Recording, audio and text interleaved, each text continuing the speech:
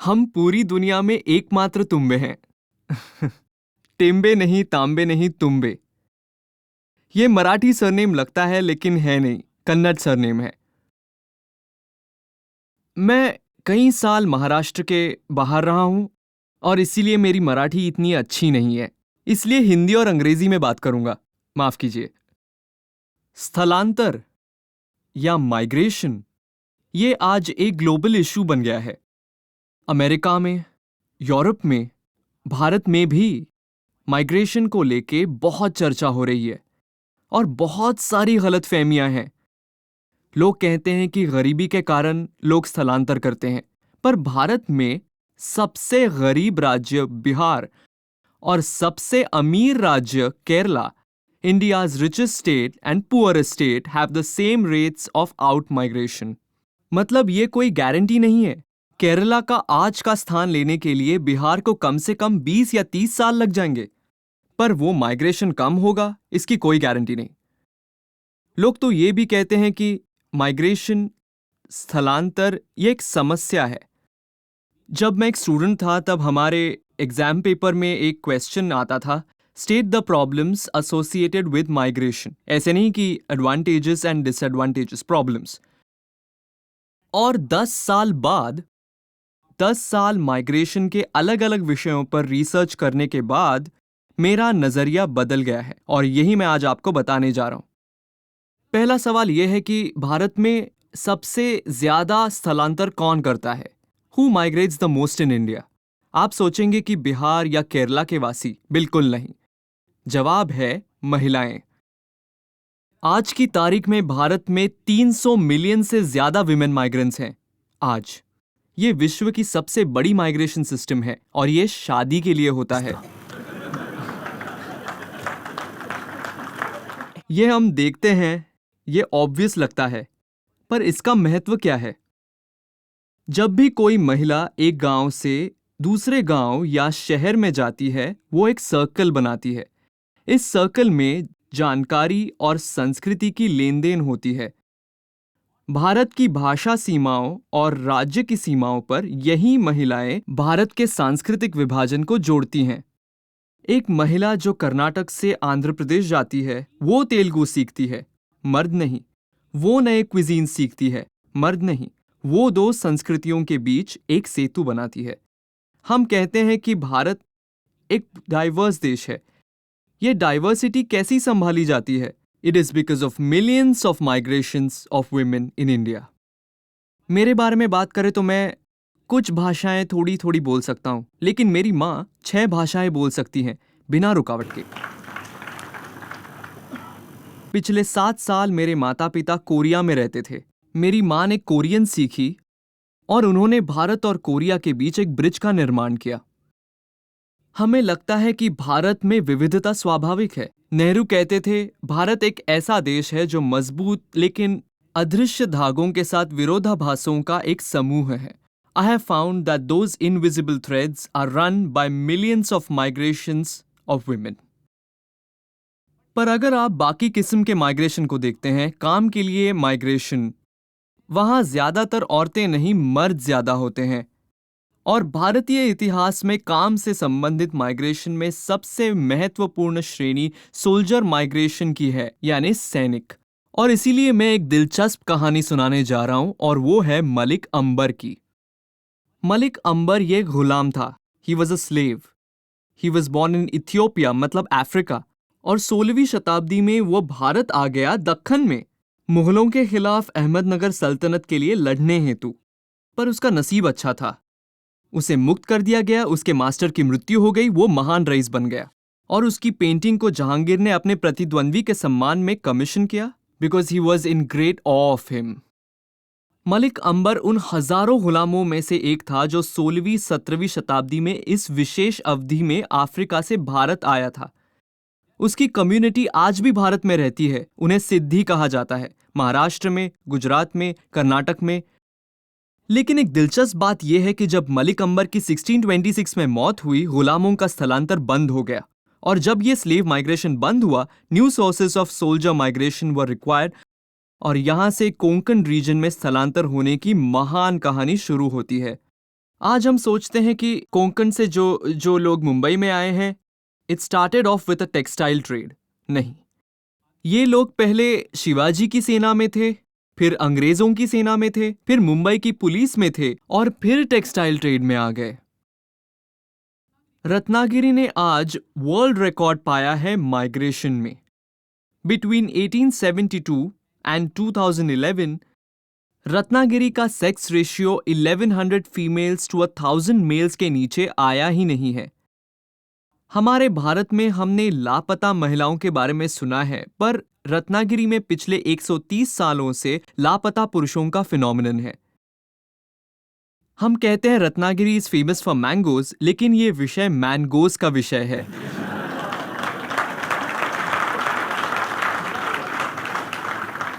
ये हुआ ही कैसे? रत्नागिरी ने विश्व का ये सबसे बड़ा स्थलांतर 130 सालों से कैसे संभाला है?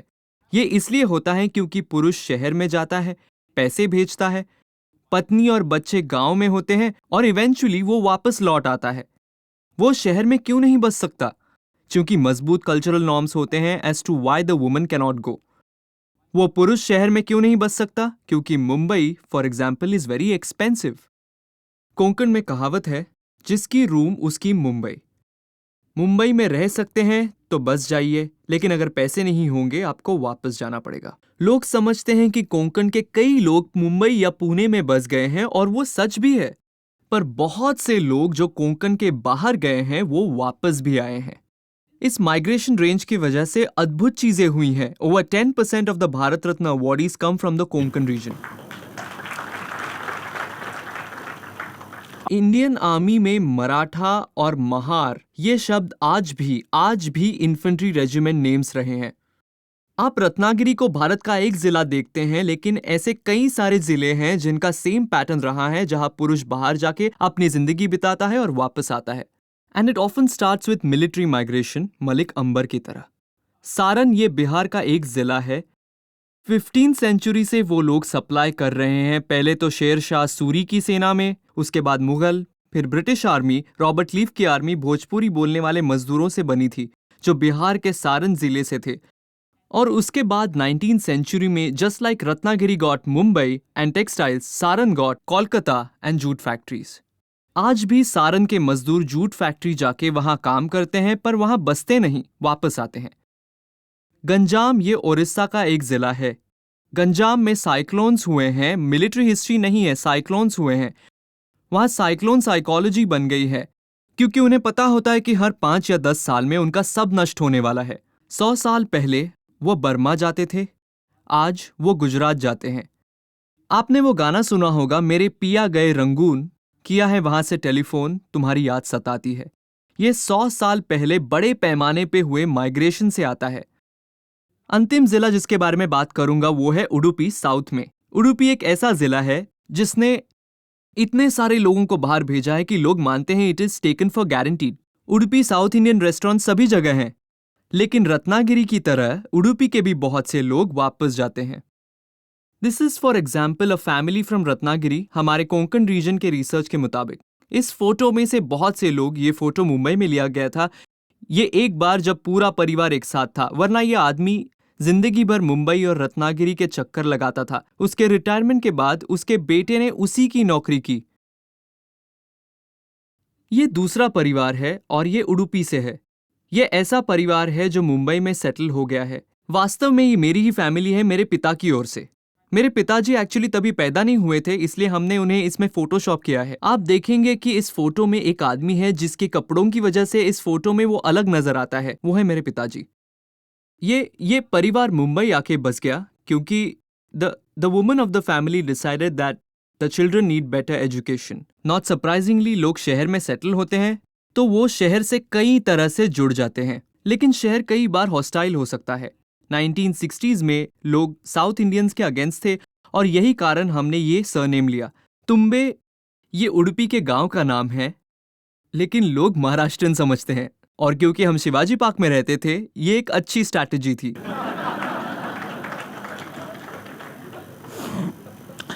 माइग्रेशन भारत के अंतर्गत बहुत हुआ है। I call it the great Indian migration wave, और उसे मैं विश्व के इतिहास का largest and longest voluntary migration system कहलाता हूँ। चाइना के माइग्रेशन से कई ज्यादा, यूरोप या यूएसए के माइग्रेशन से भी कई ज्यादा। मैंने आपको 4 जिले बताए, रत्नागिरी, सारन, गंजाम, उडुपी, भारत के 4 कोने में, पर मेरे रिसर्च में मैंने 150 से ज्यादा भारतीय जिले देखे with this tremendous migration history. ये माइग्रेशन सिर्फ भारत तक ही सीमित नहीं है और मॉरिशस में पहुंचने वाले पहले लोगों का ये फोटो है। ये लोग आए थे बिहार से, यूपी से, और 1830s में जब गुलामी को समाप्त किया गया, लोग ब्रिटिश शुगर प्लांटेशंस पर काम करने विश्व भर जा पहुंचे। This was called indentured migration.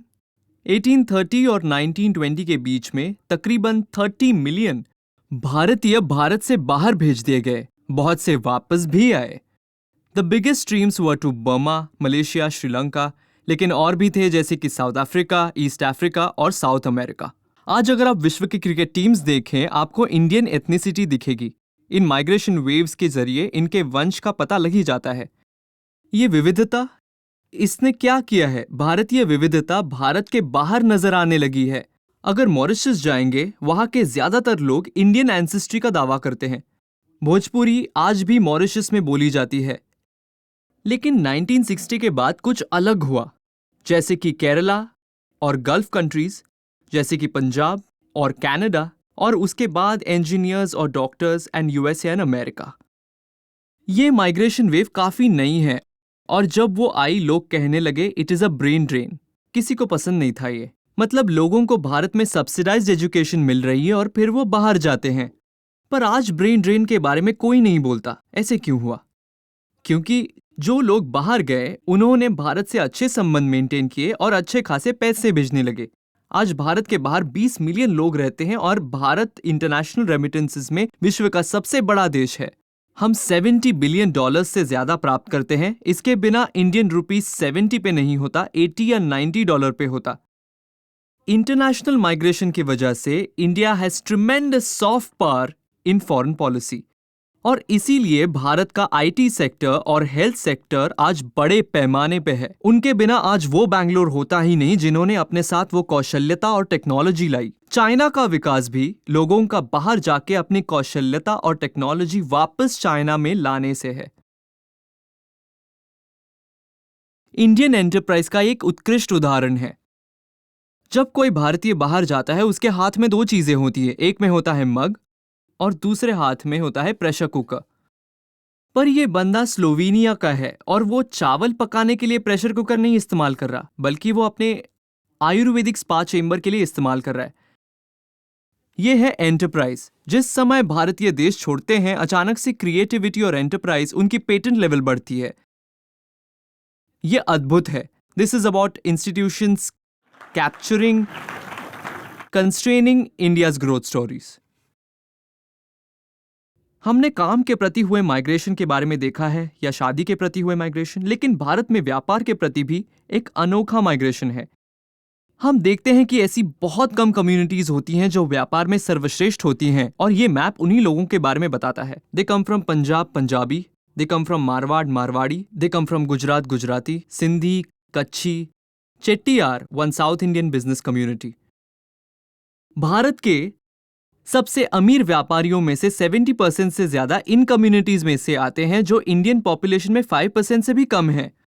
आज भी 10,000 कॉर्पोरेट डायरेक्टर्स में से, जो कि भारत के 1000 सबसे बड़े कंपनियों में से हैं, तकरीबन 50% इन्हीं कम्युनिटीज में से हैं। How did this communities move?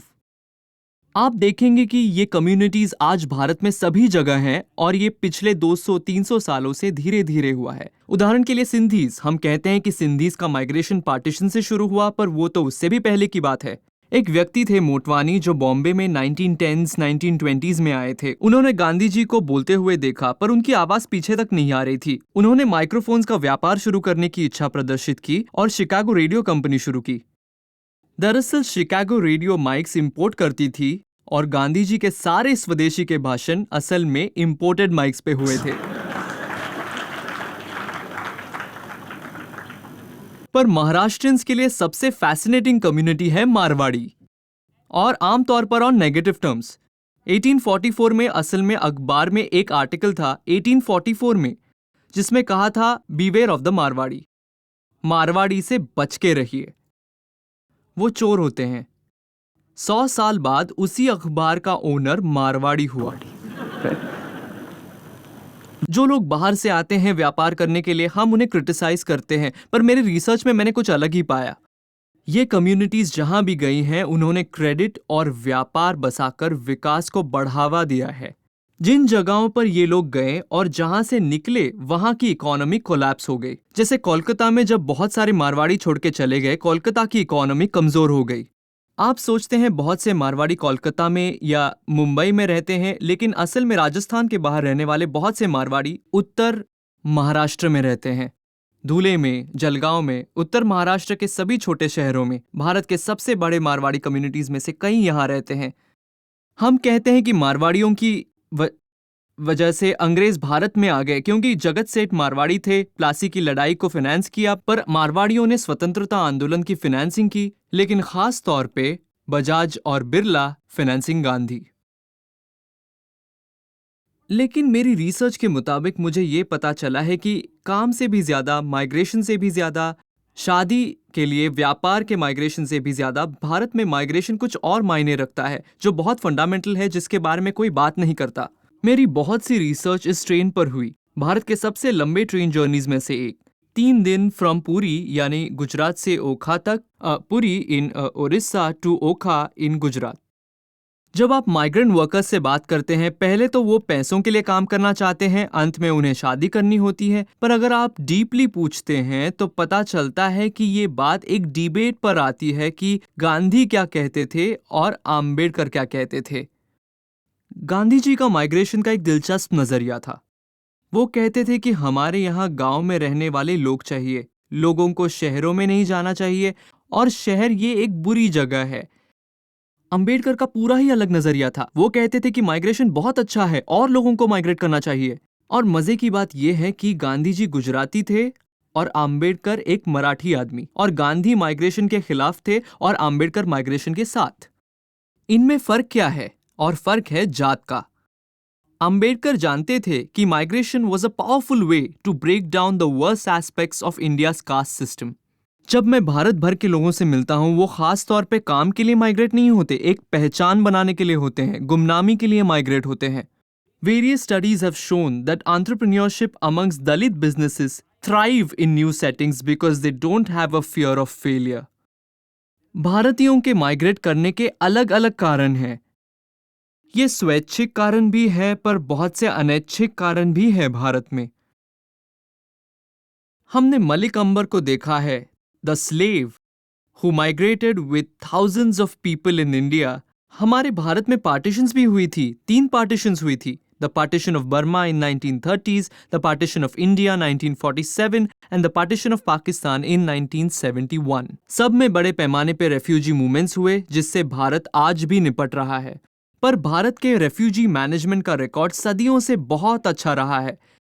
For example 1971 के जंग में भारत का विजय इनके योगदान के बिना मुमकिन ही नहीं था। सैम मनेकशॉ और FR जेकब, एक पारसी और दूसरा एक बगदादी जू, दोनों पीड़ित रेफ्यूजीज के वंशज जिन्हें भारत ने अपनाया।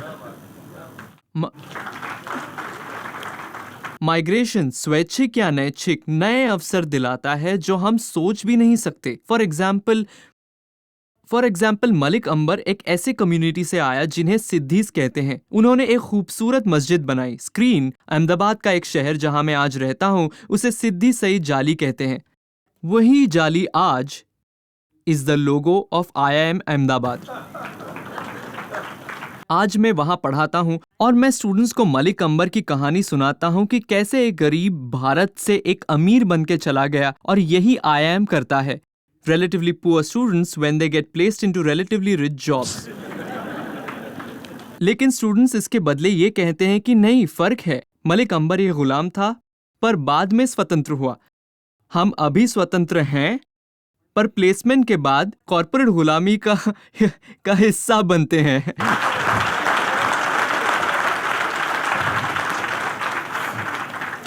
लोग समझते हैं कि माइग्रेशन ये एक समस्या है, लेकिन वो है नहीं। अमेरिका का विकास, यूरोप का विकास माइग्रेशन की वजह से ही हुआ और उसके बिना नहीं। और भारत का भविष्य भी माइग्रेशन पर ही निर्भर है। हमारे जीवन काल में जो मुख्य माइग्रेशन होगा वो होगा नॉर्थ से साउथ में। क्लाइमेट चेंज की वजह से भी माइग्रेशन होता है जो फिलहाल बढ़ रहा है। And broadly our policy should be to tolerate peaceful migrants. Policy स्वदेशी क्षेत्रों की रक्षा के लिए होनी चाहिए जिनकी संस्कृति माइग्रेंट्स के साथ बदली जा सकती है, और हमारी पॉलिसी भारत के इस प्रसिद्ध फिलॉसफी पे होनी चाहिए जो है वसुधैव कुटुंबकम। धन्यवाद।